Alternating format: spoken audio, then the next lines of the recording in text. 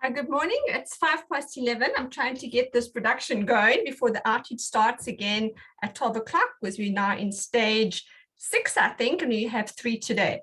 So hi again, this is Marcel. I think this is my third lecture with you. This is week 2. It's part of a 2.1 and 2.2 presentation. 2.1, which is today, interrogating the CAPS document. This is a generic one for both FET, SP, both home language and first additional language, because it's how we applied and how the CAPS document came about, and it's a generic understanding for both these courses. On Wednesday, there'll be a Zoom session, which will be separate for home language and first additional language. It's going to look at the curriculum documents for both these courses.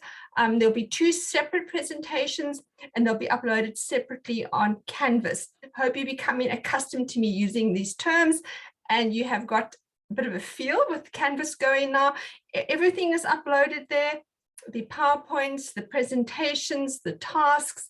It's just a click away, the link, I think, and it works quite nicely. So welcome again. It's quite warm here in Port Elizabeth today. This is a recording ahead of the event. So I haven't yet got your first week tasks in. I will be reporting that on Wednesday. So I'm just going to share my screen with you now.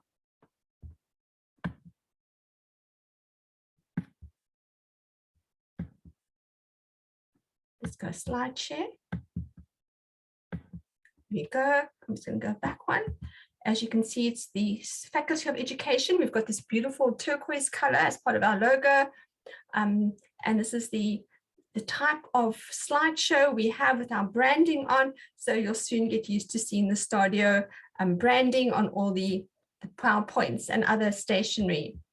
So as I said, this is semester 1, week 2.1. For both TEFFS and TEHFS 701 to interrogate the CAPS document.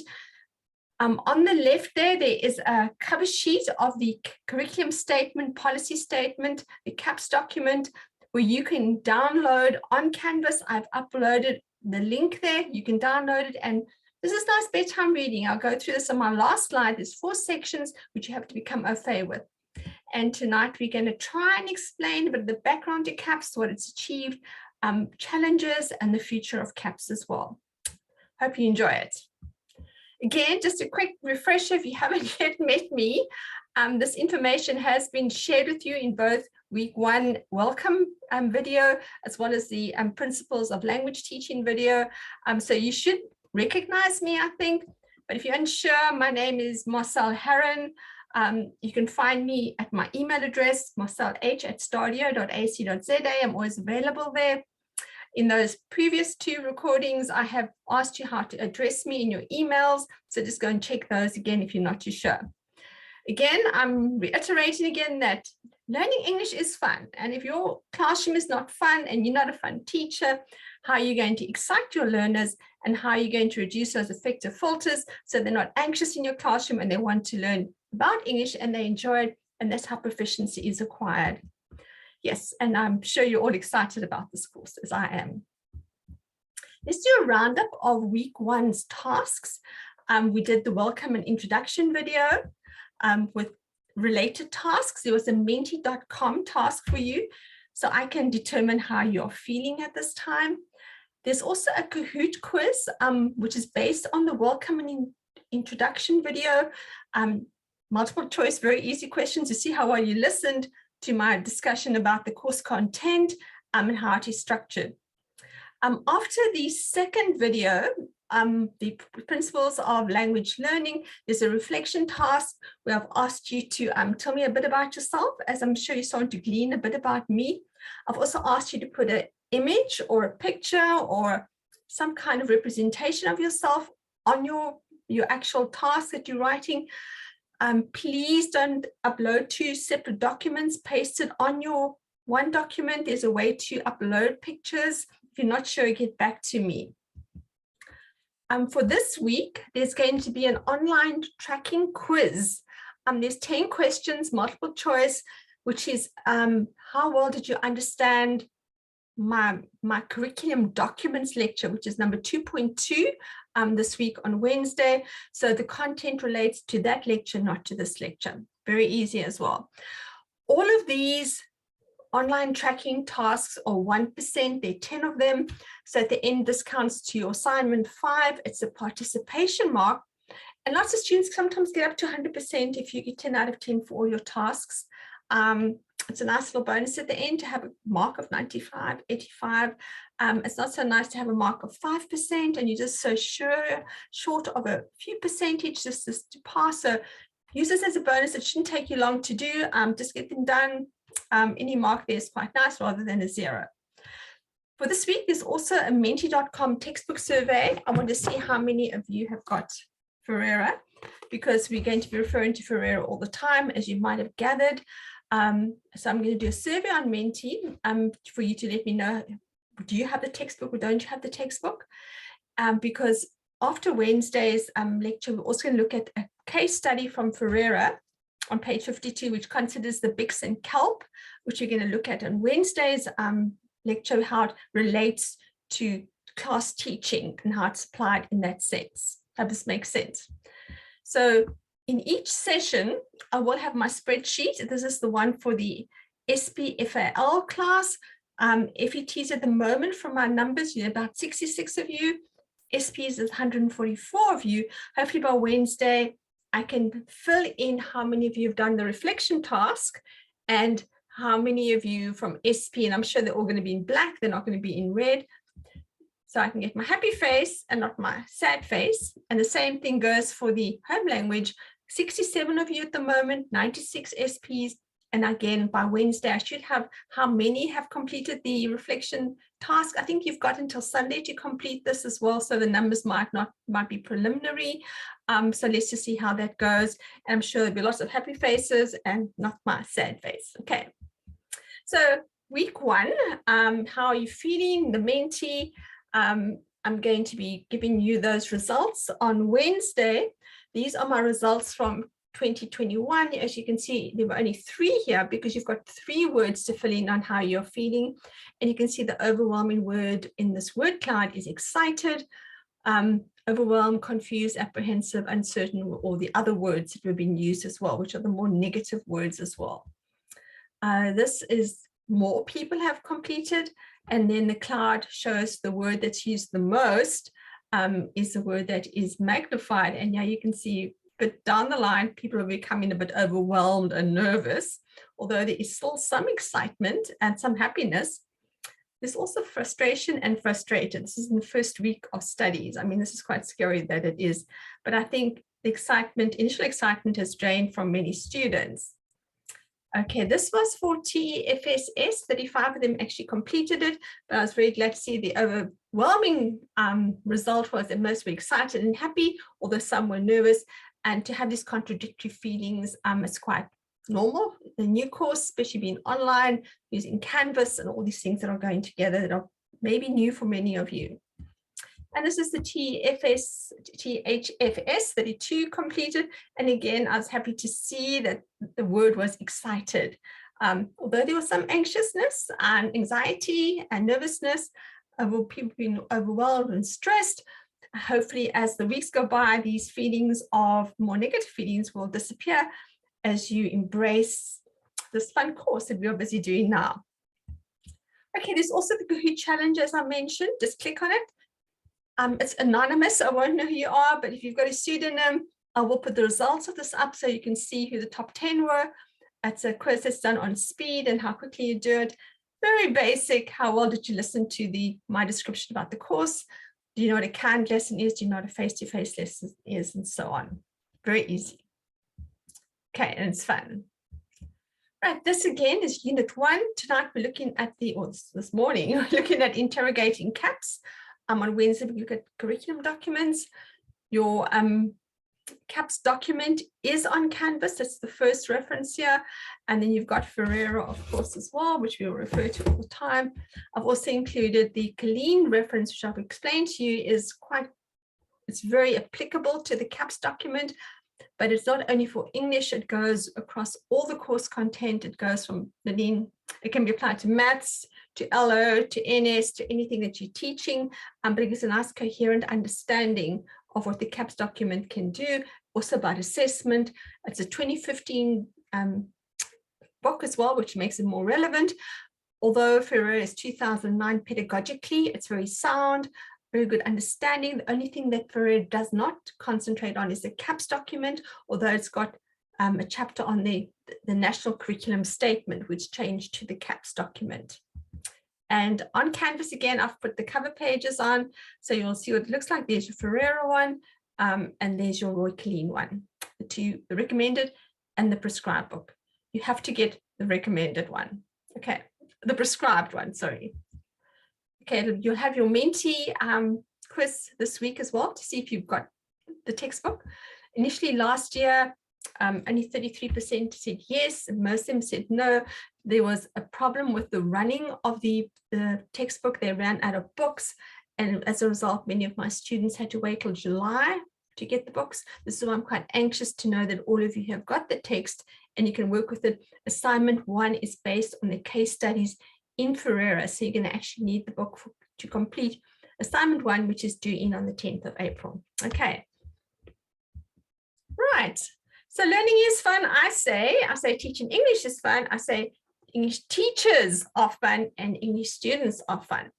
But let's see what Nelson Mandela had to say about this. He said something very interesting about the magical properties of teaching and education.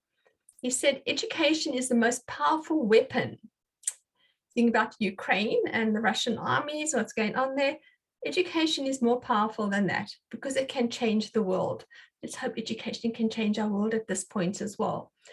And my challenge to you as English teachers is let's change the world, right? Let's take our English classes, our use of language, where language can persuade, how it can change minds, how it can promote social justice.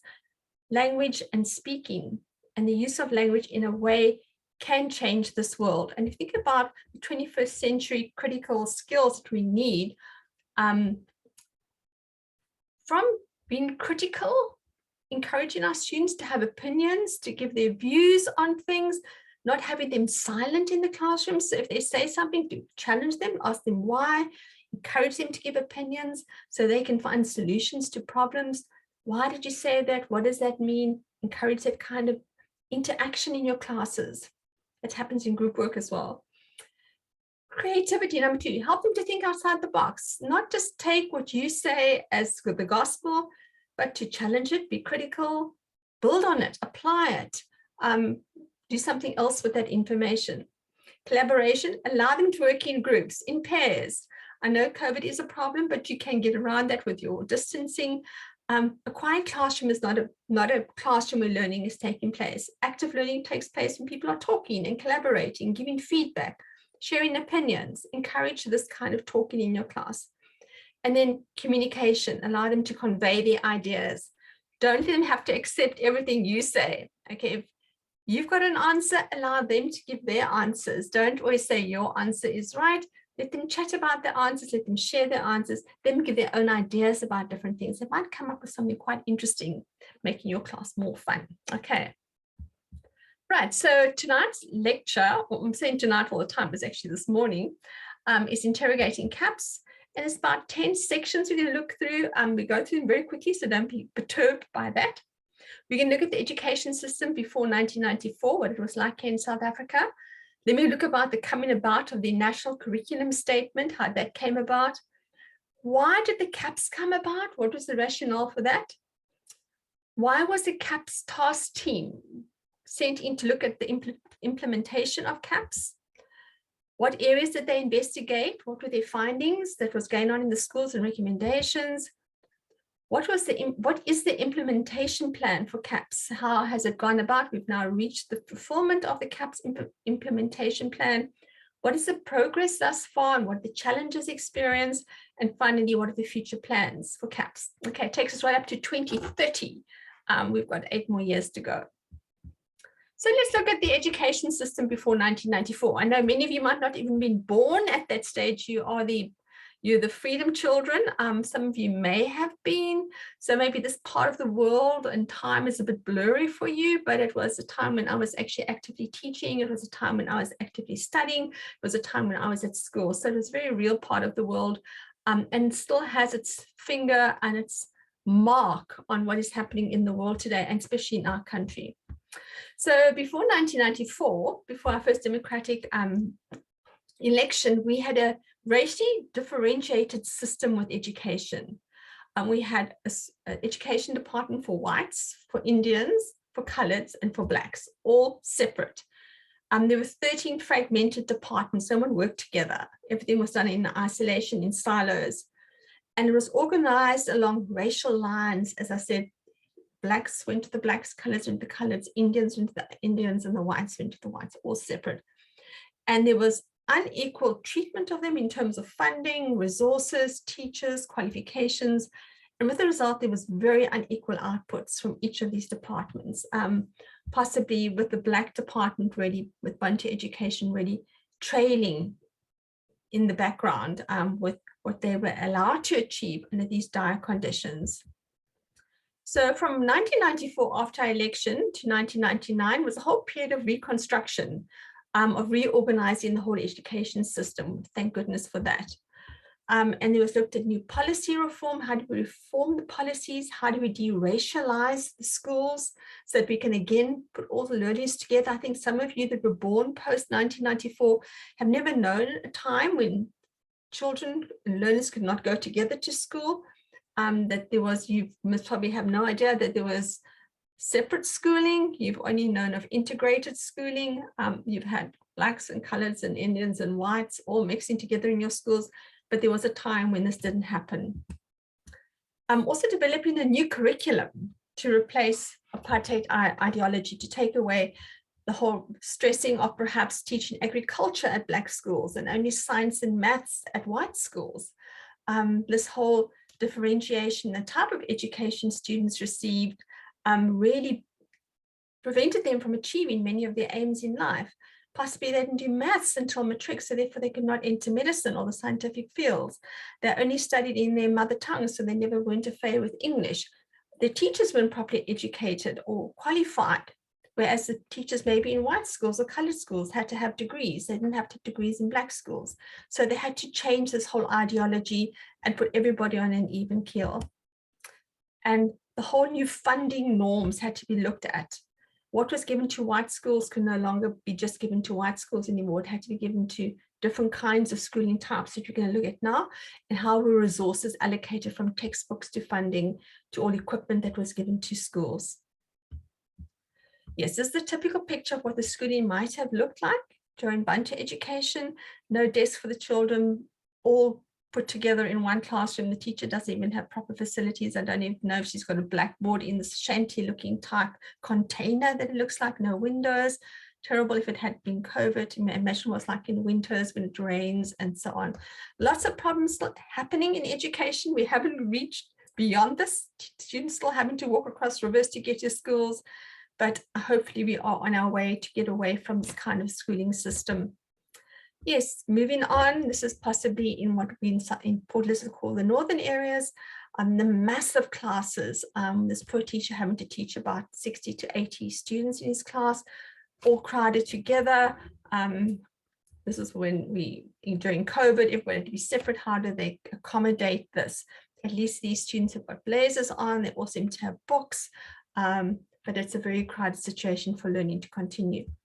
Possibly the more integrated schooling that's happening more in the urban areas where all races are mixing together. Here they are collaborating, not massively packed classes. They've got pens and books, and they're working together in a collaborative way. Group work is good. And here we have the devices now in the classroom, from smartphones to tablets to laptops. Teachers have got PowerPoint, they've got digital projectors. These things are smart boards. All things are happening in the classroom in certain areas, not across every situation. I know often I've been teaching in different universities, and some of the students have never seen a computer until they've come into higher education. The nearest they got to a computer possibly was the headmaster's office, although now with cell phones, students are more au fait with electronic data and how to work digitally, hopefully.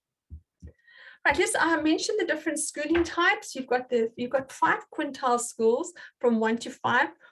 1, 2, and 3 are the non-paying schools, from the poorest, number 1 to number 3. They all get equal amounts from the government, 1,313. I'm not sure what that is in this year, but that was up to 2018. You can see over the years, it didn't go up much. From 2016, it went up about 200 Rand. But the quintile 4 school getting 658, bit more money per student, whereas the ex-model C schools, the urban schools, will get only 227 from government per student. So very little, because these have got governing bodies, they've got extra teachers, they pay them from the school fees. So they get less from the government, and this is how to reallocate the funds. If you have a look at the different quintile schools from 1 to 5, if you look at the first bar on the bar graph, you've got them entering grade 1.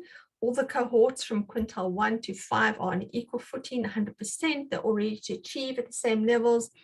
However, if you track them all the way to grade 4, where they change from foundation to intermediate phase, you can see it's only the quintile 5 schools that are achieving nearly 60%. The rest are all dropping down. If you track them to grade 9, there's another drop there, with most of them going under the 20%, excepting the quintile 5 schools still retaining their sort of 50, 55. And if for grade 12 with bachelor passes to go to university, it's only the quintile 5 schools that are already achieving. The others are all under 20% and not really achieving the aims of education. So you can see the drastic differences within our schooling systems have not been totally overcome at this point. I think this was in 2012. I'm sure even with COVID happening in the last 2 years, this hasn't changed much. More than likely, maybe some of the quintile 1 and 2 schools will even drop further, possibly. Here we've got the first one entering. This is the transition to grade 4, and then to grade 12 and to higher education after that. You can see how drastically our students have performed according to school type. Number 2, the national curriculum statement that came about first to restructure our education system.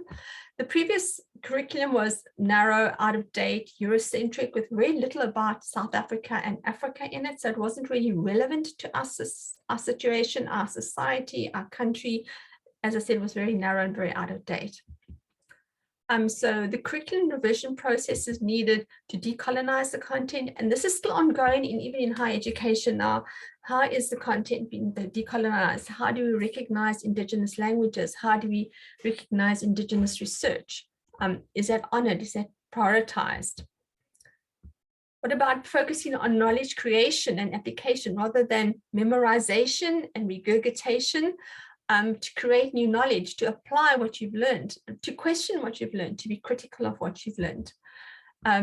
Thinking of our global 21st century world skills that they need, which is part of CAPS, they reiterate this, and that is communication, collaboration, creativity, and thinking critically, asking why, okay, and not just relying on what the teacher says, but you think about what you need to say about things and giving your answers to support that. So the new NCS curriculum was internationally benchmarked. It wasn't just a local curriculum. It went international so that it would not only suit our democratic South Africa society, but also the global community. We didn't want only our learners to come through it, being able to cope with South African conditions, but that their qualifications were globally recognized and they could actively participate in this new world. Okay, so that was the aim. So what is the rationale for the CAPS document? Okay, the national curriculum statement still had many challenges. Although they tried to reform, there were still challenges in the school. The teachers complained of being overloaded with their administrative burden, their teaching burdens. You imagine all the number of children in the classes, that there was lack of clarity in the statement on how to teach and what to teach and how to assess. Teachers weren't clear about this. And students continued to underperform in international and local assessments. The PEARLS assessment, which is the project in reading literacy, it's an international reading literacy survey, and South Africa participates with many global countries. We are really at the bottom. The developing world, I'll be speaking about this later. You'll see where we are in the PEARL system. We're already low. And then the ANAs were introduced for grade 9, annual national assessments, where we assess their first additional and home language, as well as their mathematical grades in grade 9, nationally, to see how they were achieving. And this was to encourage teachers to really try and develop these skills before the exit time, because students or learners can exit now at 15. So grade 9 would be an exit for some of the students who want to go to vocational teaching, learning, or those who wanted to leave. So because of this, a task team was appointed to go in and check the implementation of what was happening with the NCS. This happened in July 2009. And this sort of led on to the CAPS document, which will try and streamline everything. So the CAPS team, task team, went into the different schools. They were to look at the challenges and the pressure points in the NCS grades R to 12 implementation. What was going wrong? How could the challenges be addressed? What is the practical solution to these challenges? What interventions could be implemented? So they went to try and find the answers for, I think it's 5 different areas. Firstly, looking at answers for the curriculum policy and guideline documents. Remember, teachers know what to teach, how to teach, what to assess. There was not clarity on that. The transition between the grades was the problem, from foundation to intermediate phase, from GET phase to FET phase. All of those transitions needed to be clearer, earmarked, and how would these goals would be achieved. They looked at assessment, especially the school-based assessment, not the formative assessment, but it was an outside assessment. How were these assessments conducted? Were they conducted in a way that was standardized across different schools? What is the mark allocations? What were the weights? Also looked at the learning materials, the LTSMSs, learning teaching support materials, especially the textbooks. Were they updated? Did all students have textbooks? Were they relevant? All those, they went in and checked that out. And was there some form of teacher support and training to help them to implement this curriculum? So these are the 5 areas looked at. So they went into the schools, and these were the key findings. First of all, looking at the policies, they found an excess of policies. Guidelines often with discrepancies and repetitions. Can you imagine the confusion because of this? There were complicated planning requirements, lots of administrative work for the teachers. And at the end of the day, there was very little improvement in learner attainment with all these policies in place. So the recommendation was to have one curriculum assessment policy, one CAPS document per subject. And within this, to streamline the policies, to clarify the policies, the teachers would know what to do. Use your CAPS document as bedtime reading. Read it every night. There are only 4 sections, and you can take a section every night, every week. It was intended to reduce the teacher's workload and administrative requirements and their planning. Some of the teachers complained that this has not happened. It's actually increased it, but let's have a look at this. Allow them more time for teaching, especially after COVID and not being in the classroom. So more teaching time. And hopefully the CAPS document will help them to sequence, pace, and plan with greater clarity. So there'll be more cohesion and coherence in the curriculum every year. So in terms of the second issue, the teacher development, remember the teachers weren't qualified to teach this new curriculum. So what development policies were they present? And they found the NCS was often too generic and superficial. So it didn't really help the teachers to develop because it wasn't really specific enough. So there was no teacher support that they found, and there was like a one-size-fits-all approach. So if I teach maths, you teach English in the same way. You teach geography, you teach history in the same way. You teach science, you teach English in the same way. So a lot of people feel they can teach science, they can teach English. I know I teach English, I can't teach science. So there's different methodologies that go along with this. So you can't have a generic curriculum and you can't have generic training. One size does not fit all. We all know that. And that many of our newly trained teachers are not competent to teach the curriculum. Okay, hopefully when you exit the end of this year, from the English methodology, for one thing, maybe you'll feel more competent to go and teach according to the TEHFS document. We're going to look at a lot of that in the second semester where we look at assessment. Right, so what about the recommendations that came out of that? So the training obviously was required, but it should be specific to subjects and targeted on those teachers. The SP teachers should be, if they're SPs, they should be English teachers going for that targeted training, not the maths teachers with the English teachers. But not only the teachers, the support staff needed to have TEHFS training as well. The school management, the school principals, the subject advisors, district officers, all should know what was needed in the TEHFS training document.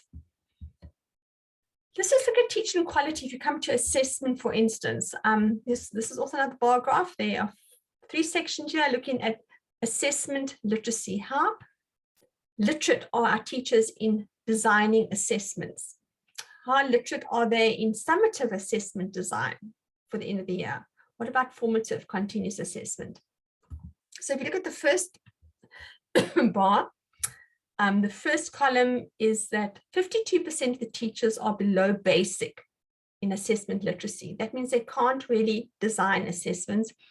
And 48% are only basic. So you can see no one meets the requirements of being able to be literate in assessment design.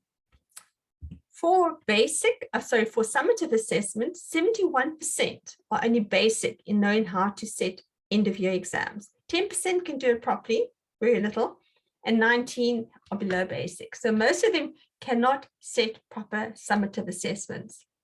For the last one, continuous assessment, 95 are below basic. So that means most teachers don't know how to set continuous assessments. There's something faulty about the way they set them. 5% are basic and no one meets the requirements of formative assessment planning. So you can see how much work needs to be going into training of how to design assessments in the teaching area. The next area was assessment, as we've spoken, lots of assessment training needed. The GET especially didn't have its own policy and this needed to be developed. So they realized they made it too generic and they never really honed in on the GET assessment policy, and this needed to be revamped. This ensured that teachers, parents, and everyone was confused about several aspects of assessment. How did it happen? When did it happen? What should it do? So the recommendation is that this all needed to be streamlined to improve the quality status of the assessments in the schools. And they did this by making the GET phase and the FET phases more consistent. And if you look at the TEHFS document, both of if you're doing FET and SP, you will see that the different chapters in the TEHFS document are pretty much the same. The requirements for the assessments are pretty much the same, except in the weight allocation. The marks might be different, the time and allocation might be different, and the content might be slightly different, but the structures remain pretty much consistent. Also to get some regular national systemic assessments going for grades 3 and 6. This is where the transition goes to SP and from foundation to intermediate phase. So let's see what the students can do when they exit the foundation phase, when they exit the intermediate phase, to see how ready they are for the next phases. And then to replace the common tasks for assessment, the CTAs, with the annual national assessment. So the common tasks for assessment to be replaced with a national assessment. And this is now happening with the ANAs for grade 9. All mathematics is tested before you enter in the FET phase, as well as home language and English. Home language and English FAL are all tested as well during the ANAs. Let's just look at the state of our students, why they're concerned about this. Remember that in grade 4, you should be able to read for learning. Before that, it's reading for meaning. But if you have a look at the pre-polls in 2011, where were our learners in terms of literacy and illiteracy when it comes to reading? If you look at Limpopo, the light pink shows that 83% of them could not read for meaning. So that means they were exiting grade 3, but yet they could not read for meaning. How were they able to read for learning? 50% were illiterate. That means they couldn't read at all. That's when they were exiting grade 3. I've been in schools where the grades 8s and 9s can actually not read. So they've actually progressed from grade 3 and still not able to read, let alone read for meaning. Coming to my Eastern Cape, where I live, 60% of them cannot read for meaning. That's a very high percentage. That means this foreshadows that they can't actually achieve academically if you can't read for meaning. How are you going to read for learning? And 32% were illiterate. Western Cape and Gauteng are normally our strong provinces where students normally achieve quite well. But even in these provinces, there are the groups that are still not able to read for meaning and are illiterate. So Western Cape, 11% are illiterate and 27% also cannot read for meaning. South Africa, 58% of our students going from grade 3 to grade 4 cannot read for meaning. How are they going to read for learning? And 29% are illiterate. That means 13% of our students in South Africa are only literate, which is just a minority of our students that we can actually say are literate, can read for meaning, can read for learning, and can read proficiently to achieve aims 1 up to grade 12 and higher education. Right, so we're going to look at too many subjects, the subjects findings that they had. So going from the intermediate phase to foundation phase to intermediate phase, they shifted from 3 learning assessments in grade 3 to 9 in grade 4. It's a big jump for the students. So most provinces also only introduce English as a subject in grade 3 and not in grade 1 as they should have. So that means they only came across English in grade 3, then all of a sudden in grade 4, they would do everything in English. How can you make that transition if you've not had basic understanding of English right from grade 1? So the recommendation was to reduce the number of LAs in the intermediate phase to only 6, not to 9, and include some of those in grade 3 as well as including the 2 languages. So you've got 4 subjects and 2 languages, and you've got to introduce English as a file in grade 1. Teaching in English from grade 4 is also going to be done away with content courses being taught in mother tongue. So some schools will be able to offer that. Just going to have a look what actually happened. I think this 2011, there were 29 grade 3 assessments, all right? In 2017, this changed to 16. So the formative assessments changed from 29 in grade 3 to only 16, far too much. 4, 4, 4, 4. Home language, first additional, mathematics, and life skills made up 16, which is more bearable than the massive 29. So 7, CAPS implementation plan. How did this happen? After the NCS in 2011, there was a preparation for CAPS introduction. In 2012, 10 years ago, grades R to 3, grades R to 3, and grade 10 were introduced to CAPS, then grades 4 to 9 in 2013, and grade 11, and then 2014, grade 12. So it's been in the system for about 6, 7, 8 years already. How has it progressed? Well, there is one CAPS document for every subject now from grade R to 12. It indicates the sequencing of each subject, the pacing, the content, the assessments, so it gives you great guidelines on that. It offers training to teachers up to 40 hours per year of implementation so that they are a fave with the curriculum implementation and what CAPS denotes and understands it. But there are challenges still that are persisting. Teachers still complain of curriculum overload and how to cover the curriculum adequately. I think teachers will always moan about that, I think especially in the last 2 years. It was formalized and reduced, I think, during the last 2 years during COVID. What about the quality of formal assessment tasks? What is that like? It's still not reaching the quality it should have. What is the understanding of cognitive levels? Cognitive level 1 to 5 is actually addressed in the CAPS document. If I'm using Bloom's taxonomy now, the lower level cognitive levels are the understanding and the remembering. That's giving back knowledge that the teacher's given you.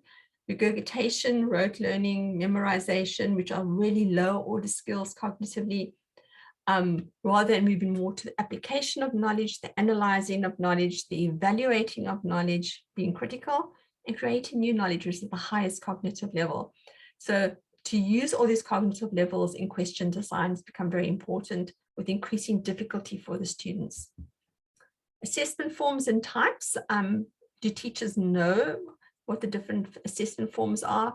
How will an essay be actually set? What about the different language papers? There's 5 different sections in the language paper. Do they know how to actually set the different types in a grammar paper? What about the weighting of time and marks, that you give 10 marks for 2 answers, or you give 1 mark for 5 answers? So the whole balancing of time and marks for allocation of assessments. What about concessions and accommodation of students that are not able to read for meaning or for learning? We possibly have some kind of disablement. They have got partially sighted. They've got fine motor problems. They can't write. How do we accommodate them? And CAPS addresses that as well. What about teaching for assessment? Rather than for mastery of the content, we're teaching them how to write the exam, what is going to happen in the annals, rather than how to master understanding how to write a critical essay. Boy, are teachers faulting here. What about the reading levels of our learners? Are we looking into that? Are we addressing that? And yes, what about our 21st century skills that CAPS emphasizes? The communicating, the critical thinking, the collaboration, those important C's. Thank you, Google. You've given me the answers here. Communicating class, group work is so important. Sharing their thoughts, ideas, solutions. Collaborating, yes, putting it together, teamwork, great. Getting together in groups, discussing things. Critical thinking, looking at problems, asking questions, giving your own opinions, encouraging that in your classes, and thinking of new approaches, creativity. How do we get things done in an innovative way? How do we become part of a new inventive society? Those are things you stress in everything, and you can bring it up in all kinds of questioning. This is just look at, again, statistics from South Africa is looking at our grade 4 learners. It's obviously a critical time where they move from learning to read, to learning to learn, to reading to learn. The red section here shows that those who are completely illiterate in grade 4 and how they cannot read. So if you look in Sepedi, 57% of them are illiterate in their own language and cannot read in any language. Tshivenda, 53% of the students cannot read in their own language or any other language. Asian Afrikaans, even 10% and 12% cannot read in their own language or any other language. South Africa itself, 29% of our learners going to grade 4 cannot read in any language, not even in their own mother tongue. Imagine the problems ahead for these students. And I just don't want to think about what's happened over the last 2 years with COVID as well. Here's our South African low percentage, and that is shown in the polls document as well. So what are our plans to deal with this? So I remember I said they're long-term plans, 2020 to 2030, our focus areas. Yes, it seems like we're going to add a few more things to the curriculum. History has to be taught. Our students like America have got to understand the history of South Africa, what has actually happened. What about transition to grade 4 when they're going to start more subject specialization? Let's bring in one of those subject specializations in grade 3 so it doesn't make this transition so hard for our students. What about introducing chemistry and physics? I know if you want to be an NS teacher for SP, you've got to have chemistry and physics. These are the sciences to ensure that our country is able to meet the new demands of a global economy and environment that we need to survive at this time. Decolonizing of CAPS further, link use of indigenous knowledge systems and practices and languages so that we understand not just from a Eurocentric understanding of how things are done, but how from our indigenous knowledge systems and cultures, we recognize these and use them to decolonize what was happening with our subjects before. What about teaching and learning in the mother tongue from the intermediate phase? So that means from grade 4, they can actually do the content subjects in isiXhosa or isiZulu or Sesotho. Okay. What about research, which must continue on curriculum design and development? This is to encourage us looking at how we can develop these aspects. What about the multi-grade core curriculum? We have many grades in one standard, and you can teach all those students within that one core curriculum. And I think very importantly, the review of the school calendar days. I think we teach far too little. We've got too much time off, and have more compulsory school teaching time. And I think we have to do this to try and make up for what's happened in the last 2 years and before as well. So this is my second last slide, a quick overview of the TEHFS document. Just remember to refer to Colleen for a nice overview of the TEHFS document. Look at your actual curriculum assessment policy statement, TEHFS, which has been uploaded on Canvas for you. And I've also put this little link in here, which is quite a nice link that I found yesterday, which looks at the FETs for home language and for first additional language, and shows the coherence between the two of them. I think it'll also help for SP if you go and look at it. This is the document with the link. You can see it looks at grade 10 and 11 books. It looks at TEHFS policy statements. It looks at revision papers. It looks at the grade 12 prescribed literature. Compares FEL and home language TEHFS documents. If you click on the categories section, you'll see that you can see lots of things. So there's the text by Alan Payton, American poetry, African poetry, classical poetry. You can look at the curriculum and assessment policy statements. You can look at English expressions. So there's a wealth of information, which I think is relevant to SP and FET. So go and have a look at this document. Check it out, especially when you're designing materials and activities for your classes. Okay, so this is the final second last one, I think, TEHFS explaining the document. There are 4 sections, as I said. The first one is the introductory section to the TEHFS document. It looks at the national curriculum statement grades for R to 12 and looks at the general aims of each of the TEHFS document, as well as the time allocations for each of the subjects in each phase. In the second part, it looks at an overview of the subject selection. It looks again at the specific aims of teaching English, looks at the different English teaching approaches like text-based approaches, communicative language teaching, an overview of the content area. Section 3 is quite important. It looks at the different skills that are going to be focused on in teaching English, from listening, speaking, reading, and writing, the time allocations, resources. And the section 4 looks at assessment, all the different assessment types, from grammar to writing, to reading, to listening. How do we record those results? How do we moderate those results? So you can see there's a wealth of guiding principles here in the TEHFS document. And this is the index. There's a section on the introduction. As you can see, it's the general aims of the South African curriculum. It's an overview of everything. The section 3, as I mentioned, it's the content and teaching plans. And there you can see it's all the skills from 3.1 to 3.4, from listening and speaking to 3.4 language teaching. And then plans for all the different grades are in the plan as well. So what is next? It's going to be lecture 2.2, which is the curriculum documents for FET and SP home language and for FEL. This is on Wednesday, lecture 2.2. It's also going to have a online tracking quiz based on the content of what I share with you during the Zoom presentation on Wednesday. So I'm looking forward to seeing you online. This is going to be uploaded. If you can't make the Zoom session, it is uploaded on Canvas. Please get back to me if there are any issues, or if you're not too sure of anything, if you're overwhelmed or anxious or don't understand anything. I am very available through my email box. You can send me a message and I'll try and get back to you. Hopefully everything's going well and you're settling in well to the course. And yes, I think one of the things my students always say, just stay abreast, don't lose your pace, your momentum. Before you know, it becomes overwhelming as well. Okay, so have a good day. I'll chat to you next week in the Zoom session. Hope to see many of you there live. Okay, ciao for now. Bye then.